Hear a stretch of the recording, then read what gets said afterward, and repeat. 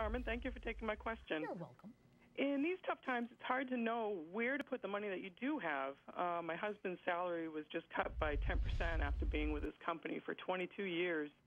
We do have some savings, but it's not the recommended 6-month reserves. I'm also working to pay off some credit card debt and a car loan. I have about $700 a month that I can work with, and I want to know, where should I put that money? Well, Christine, that's a good amount of money to work with. Now, let's go through here. You've got credit card debt about $8,000, but it's at 0%, which, as we know, if you know from watching the show, could change at any point in time. Now, you've got some savings for retirement, but you don't have a ton of savings in other places.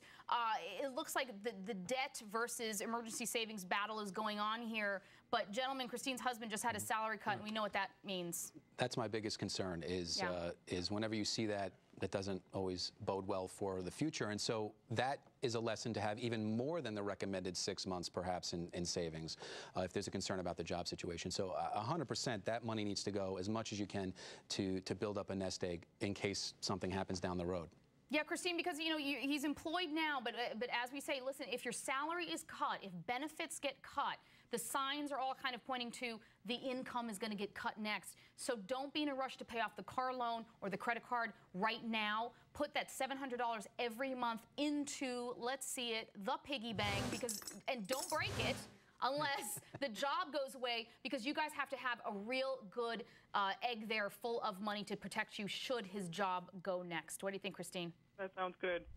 And we have an email from Michael in Colorado, and he writes, I'm about to receive a lump sum settlement of $327,000 from an accident. I supervise apartment buildings, so I don't have to pay any housing costs. I have little debt, but no retirement. I would like to make this money my retirement, but also try to set up some trusts for my grandkids. Where's the best place to put this money? Good question. Now, we would automatically maybe say the retirement, but let's talk it through a little bit. He doesn't own anything, so there's one thing. And also the grandkids. How can we get him to put all this together?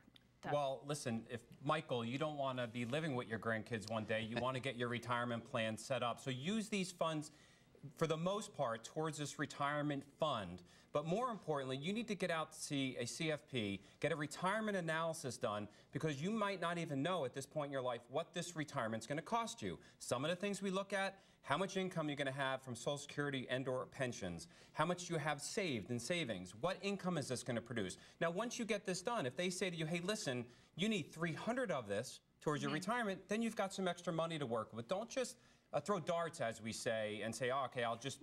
Well, and also, too, I mean, if he's a super now and he doesn't own anything, so he doesn't have a mortgage, but what happens when you're retired? There is going to be no housing. You're going to have to pay for housing, Michael, so you have to factor that in. Absolutely. And also, too, in terms of the grandkids, I mean, they can inherit what's left. Whatever's left, whatever you don't need in excess of what you have. Trust sounds good, but you really need millions to make that an effective wealth transfer situation. You could consider doing 529s or custodial accounts later on, but again, I agree with Doug. It would be only for excess money that you don't need. You have to take care of numero uno first and think about, where am I going to live and what do I need for retirement first. Exactly. So, Michael, you know what you're going to get? You're going to get the beach chair for retirement. That's where your money needs to go. You need a little emergency fund, then that beach chair for retirement. The grandkids will inherit what's left, if anything. Thank you so much for writing, Michael. Call us, email us, and text. We're here to help. Much more after this.